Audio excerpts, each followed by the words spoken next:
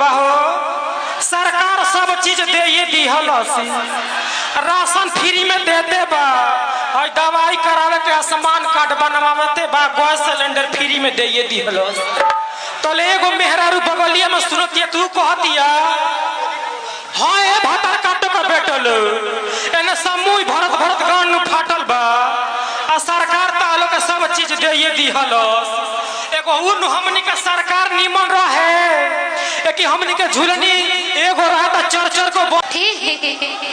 और दो चार शब्द आप बोलिए। देखो ये सखी बड़े बाकी दिन का हम शाखा बना के रखे के चाहते।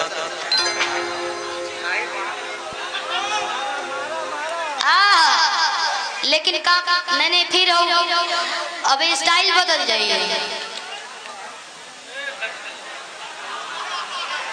शादी हो गई बा, दूगो लड़का बड़ा सा। हमारा हाइट हमारा तो बड़ा नहीं बड़े पर सुनील भैया के लीजिए माइक लीजिए ना बोले के। हेलो का हाल बा? ठीक बा? लमटेम छाप खेसारी भैया, खेसारी भैया। चलिए बड़ा अच्छा लगा था जमनी के छपरा में आके आज रोरी घर के बेटा भाई भतीजा। सुनील भाई ये अशोक कुशवाहा जी जो आपके गांव के बगल के हैं, बड़े नेता हैं, हमारे पीछे बैठे हैं, उनके तरफ से, और जयप्रकाश अंचल विधायक जी जो आगे बैठे हैं, इनके तरफ से ढेर सारा सम्मान मिला है। बहुत बहुत धन्यवाद। अपना चालू करें आप सुनील भाई।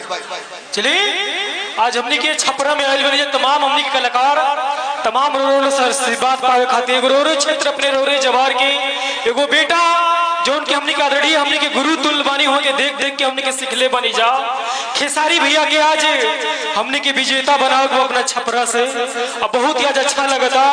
मगर हम तक कॉमेडी से हमरा के सभी लोग जाने ला। आज तमाम हमने के माता बहन बेटी सभी आई वालों सबके एक बार मंच के माध्यम से एक बार गोड़ चुके गोड़ लगत तनी ताली बजा के हमने का आशीर्वाद दे दी। आई कबो कबो हमने के घर में हमने के जवार में देखी हमार परिवार हेले खड़ा बैठल बा। आजकल मेहरारू बतियाओ तरी से गांव में विजय भैया कवन चीज का दुख बा हो। सरकार सब चीज दे ये दी हलसी, राशन फ्री में देते बा, और दवाई करावे के आयुष्मान कार्ड बनवाते बा, गैस सिलेंडर फ्री में दे ये दी हलस। तो एगो मेहरारू बगलिया में सुनतिया तू कहतिया हाँ ए भातर काट के बैठल एने समूह भरत भरत गान फाटल बा, आ सरकार तालो के सब चीज दे ये दी हलस। एगो उन हमनी के सरकार निमन रहे कि हमनी के झुलनी एगो रहता चर को बन जा, मगर ऐसा हमनी के युग में एगो ऐसा सरकार आयल कि निमनो झुलनी नतिया बनियन के घरे बांधे धरा गई। तो हमनी के वहू पर वीडियो बना के डाल ली जाओ जौन की बहुत अच्छा लगल।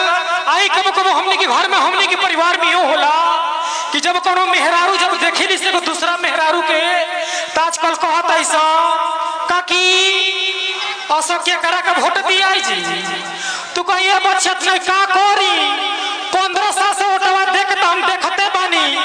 ओटवा जब लेबे का रहता तो लगता लोग कहे माई गोड़ लगतनी, भौजी गोड़ लगतनी, काकी गोड़ लगतनी। आ तू कहाँ बिला जाता लो 5 साल, आ जब 4 साल तू कहाँ घूम हो जाता लो 5वां साल बेंगवा जगह पियर का निकले लो संग ऊपर आ जाता लो, आ तब लोग लगता गोड़ लगे। असो हम ठान ले बानी कि अगर आई पार्टी हमनी के वोट मांगे तो कर खई हाड़ी से हम टीकब। असो हमरा आरजेडीए के जितावे के बाद भले हमने के वे ठीक रहे जमर रहे हमने के दुख सुख में काटत रहने जा। चलिए बड़ा अच्छा लगा हमने के लालटेन छाप पे वोट देके 2 नंबर पे शत्रुघ्न यादव उर्फ खेसारी लाल यादव जी के विजय बनावे के बाद चलिए ताली बजा के हमने का आशीर्वाद दे दीजिए।